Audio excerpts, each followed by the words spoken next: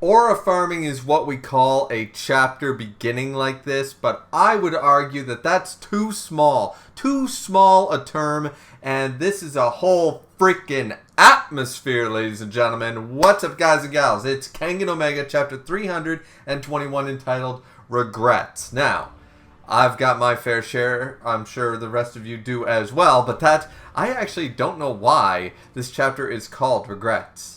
I am missing the theme here because there is nothing but, as I said, aura farming. However, the beginning part of the chapter, you know, the moment that this dropped today, and we saw that little tiny thumbnail, whether you read on your, on your phone, on the computer, what have you, you knew the moment we saw a little thumbnail and we saw the Riz, when we saw the drip, when we saw Kuroki the Beard Gensai just chilling, just pulling his best Piccolo impression of just, I'm going to stand here and look like a boss, which he pulls off every single time. But here, we know that he, from Ashura and Omega, we know that he is in contact with most masters of the world. You know, he knew Setsuna's master, he knew of he had met up with the real Nico and stuff like that. Like, this man has been around the block for a while. Anybody of reputation, he fought in his younger years. He fought against Lolong or Roland or whatever. And, he knows most people.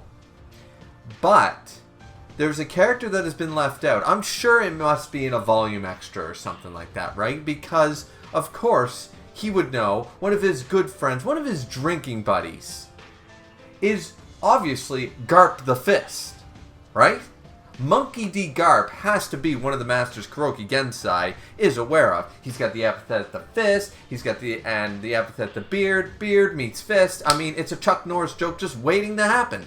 So, fact of the matter is that he was obviously sitting there, drinking with him one day. How's the Devil Lance training going, man? He's like, yeah, well, I managed to stop, a 50 caliber rifle shot, with a potted jar, at like two feet away. So pretty good. I see. Well, what have you been up to, Garp? Well, I decided that punching bags were like just not it, and then I upgraded to trees and, deforestation is a thing. So here's what I decided to do. I decided to beat up on warships. Warships? Yeah, like the big, like, galleons and stuff. Like a giant, like a Navy warship. I decided, and what do you do to them? I punch them. I call them battleship bags. You get it? BB, And Kuroki Gensai was like, okay, a little crazy. But I like your attitude. I like your thought process, Garp. All right, maybe I'll give that a go someday. And lo and behold, it took him a minute. It took him a little while. But he finally came around to Garp's idea of this is how you train your fist. You punch a warship to death. I am 100% sold on this. As I said, people are using the small, the down here tier, calling it aura farming. It's a whole atmosphere, people. This is an atmosphere of epic, amazing proportions, and I'm just here for it. That's all I'm saying. I'm just here for it.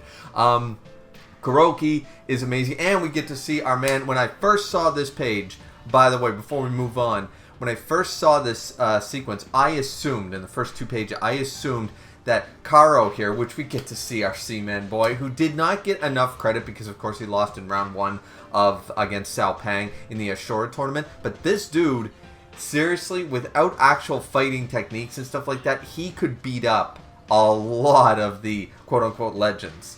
He is a monster, like with just his brute strength alone, and once he gets rid of his sea legs and stuff like that. Like, we saw this. If it weren't for the craziness of, Saw Paing's Wolverine skeleton, Kara would have won. There's just no debate in that. So, and I'm sure people have advanced since then and stuff like that. So you can argue that he's still, he's not like high tier or anything like that. But when I saw this, I thought, okay, he's chilling with Karo here. He is going out to sea, not to fight the battleship bags, obviously I did not know he was affiliated and best friends with Monkey D. Garp. I was not aware until this chapter. But I thought he was actually going to go into the depths, and he was like, Kara was going to train him to fight nature itself. Like, oh yeah, we're going to go fight a sperm whale. Like I did. Here's your harpoon. Let's just jump in the water and survive against sharks and whales in the middle of the ocean. That's good training, you know what I mean? I can buy it. It's manga. Alright, cool. So that's what I first thought that happened. I did not realize the game. I did not realize that it was going to be so much better than that. As cool as it would be to see Kuroki take on a sperm whale, I'm good with, or a humpback, or a blue whale, or what have you. As cool as that would be, I think this is a better choice. I'm good with it. I hope you guys are as well. So that was absolutely insane and incredible and stuff. And I know some people are going to say, oh, this is a little, the naysayers, the, oh, woe is me, the Eeyores of the Kengan community are going to be like, this is too little too late. This would have been cool before. Everyone always argues before. It's too late. Yet they keep on reading, so I don't understand. I don't understand the thought process there. 2 + 2 is equaling 3 for these people, and, But fact is that we're still following in the same vein of last chapter, even though we get this epic, Kuroki Gensai. We got to talk about it, right? But this is still following in the same vein as the previous chapter, with Hara and stuff like that, like showcasing, okay, these are these characters that are like, we need to be in our top form. This is do or die. This is going to be the final arc. We assume that this is the final arc of Kengan Omega. This big battle royale is going to be the last arc. It might take hundreds of chapters. This could be easily, like Kengan Ashura, the whole tournament with everything else and all the drama included was like 200-something chapters. So, I mean, it'll be a while, but it still could be the final stretch, the final arc, right? So, we're just seeing everyone getting into their top form, doing everything they can do to be the best that they ever were, Ash Ketchum style. And so, we saw that last chapter, and we're seeing it here. Kuroki Gensai upping even him. Even the man that is him is upgrading his training. And then we get to see Kiozan and Cosmo for some reason. Cosmo, which Sumo sort of does have grappling techniques and stuff like that. So this one, even though he's been working on his striking and stuff, this one I don't actually mind. At first I thought it was a bit out of place, but the fact that he's training with the delinquent sumo wrestler and stuff, and his brothers, by the way, Cosmo is like just working on obtaining sumo techniques as well. Like he's trying to widen his arsenal, but also still use different methods of grappling because he's the king of stranglers and stuff like that. But there's always room for improvement. There's always room for learning new ways of doing things. So he's practicing sumo and he's working on the sumo and stuff like that. And the two brothers are doing the same thing. They're just like, yeah, the two twins. They're just like, yeah, he's been. This is great. Our man here he's doing really well. And Cosmo is he's a really good rookie. Like they're acknowledging that he's obviously still a rookie, but it's like he's putting in the work. Like most people go down and they don't have the drive and the heart to keep going and train like this hard, but it pushes both student and master to do better and stuff like that, to be a better master or a better teacher and to be a better student. You work off of each other's energy, so that's a nice scene to have. Then we jump to, once again, bringing up Saw Paing, two of the GOATs. Everyone loves Saw Paing. Saw Paing has that ever since the Ashura tournament. He's always had that sort of, he could have been the main character. He's got main character energy. He's got main character, the look. He's got the motivation. He's got the drive. He's got the, the Asta Black Clover, like, let's yell at the sky and be annoying for most of the anime. That's why I read the manga. Black Clover is actually not that bad if you don't watch the anime.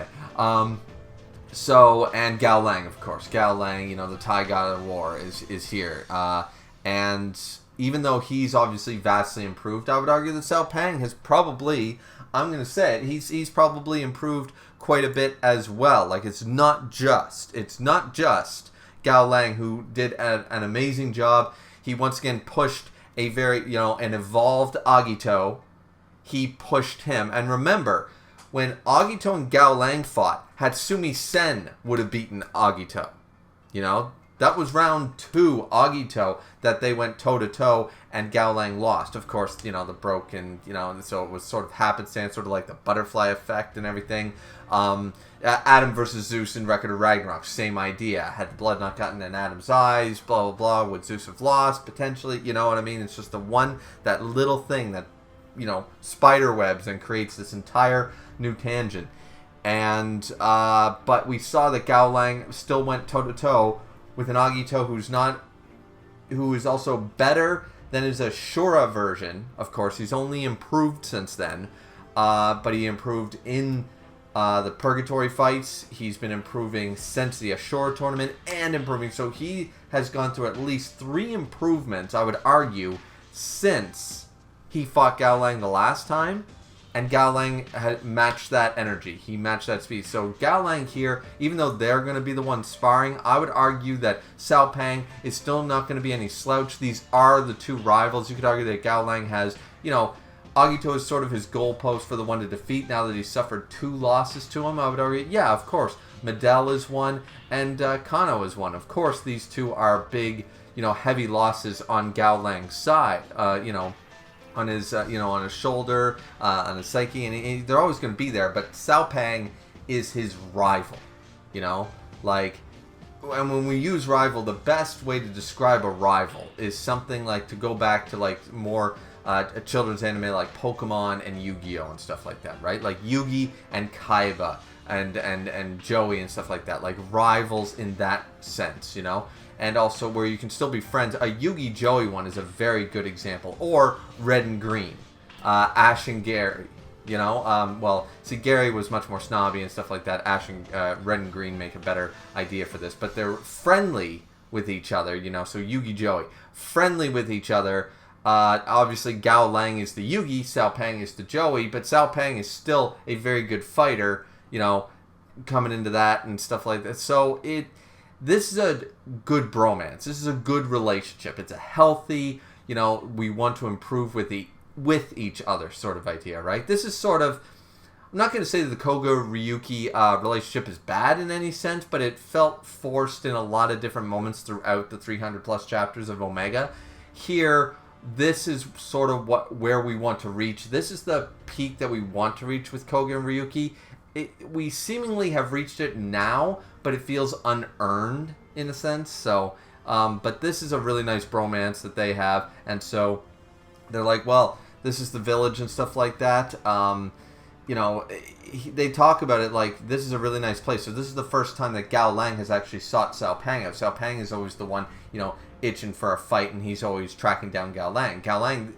This is his first time. He's the one, whether he was invited, who knows, but he is now visiting Saw Paing for a rematch. He's like, all right, we're going to train, we're going to spar, so let's, you know, don't hold anything back sort of idea.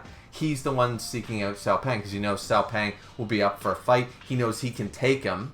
He can take the God Glow with his skeleton. You know, this is a fighter that he's not going to permanently disable or injure with the way Saw Paing is built. You know, he knows that he can tank basically anything Gaolang can throw at him. So he basically makes a great sparring partner for someone like Gaolang. And this is the first time visiting the village and stuff like that. It's just nice. It's definitely a nice moment and stuff. And that's basically where the chapter ends off, is that Gaolang is sort of like, all right, well, I'm going to, you know, start off with my, you know, my jabs and stuff like that, and immediately has to block because Saw Paing manages to read the movement. So does he have so Gaolang, by the sounds of it, was using a pre-initiative or something like that. He moved faster than my predictions sort of idea, right? Like what he was doing against a Jirota and stuff like that.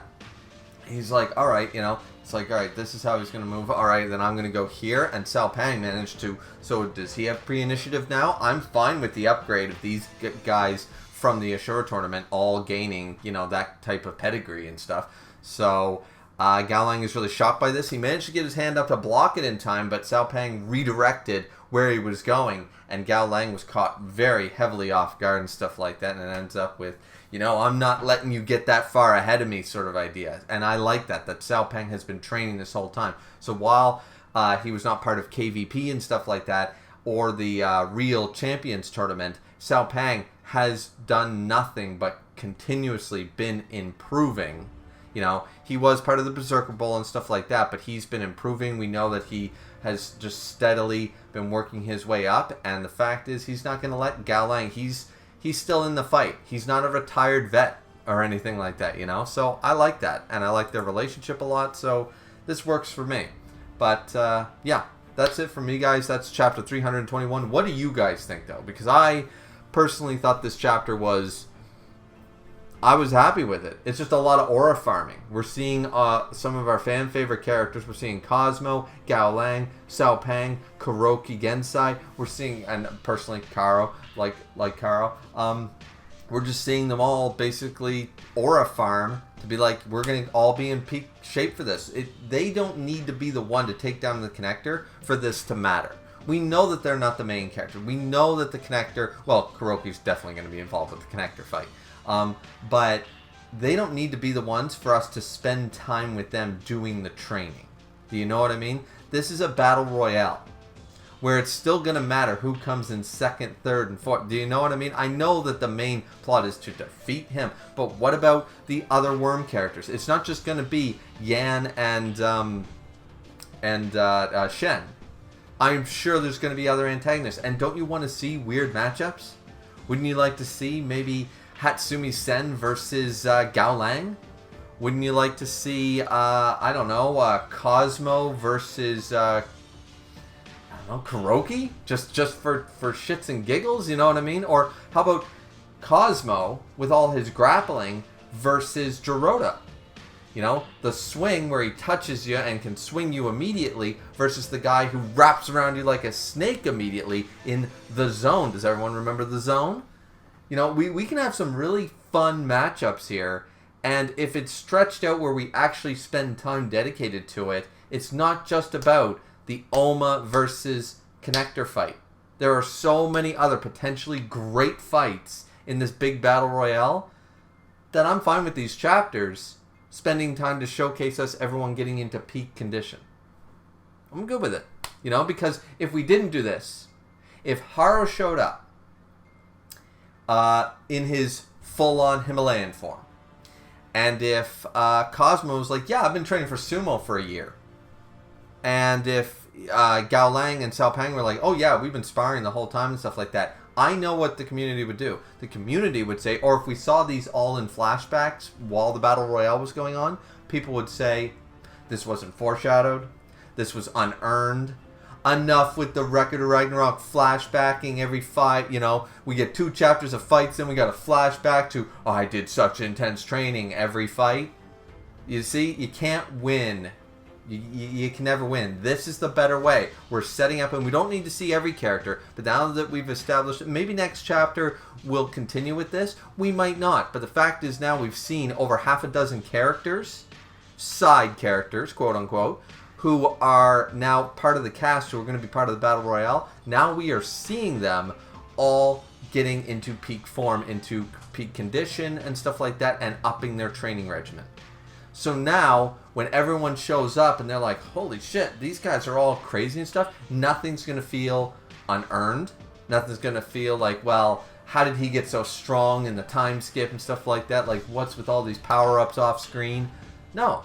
We're going to accept this because now we've been showcasing the cast of Kengan characters all doing this. We don't need to see a panel of every one of them to know that they're all going through the same regimen that these half a dozen characters have been doing these past 2 chapters. So if we get another chapter with more guys training, I'm fine with it, just to see what type of training they're doing. But if we don't, I'll accept that basically everyone involved with the Battle Royale is improved, and improving still. So anyway, that's my take. What do you guys think? Let me know down in the comment section down below. And don't forget to like, comment, and subscribe as always. We'll see you guys back here next Wednesday for 322. Looking forward to it.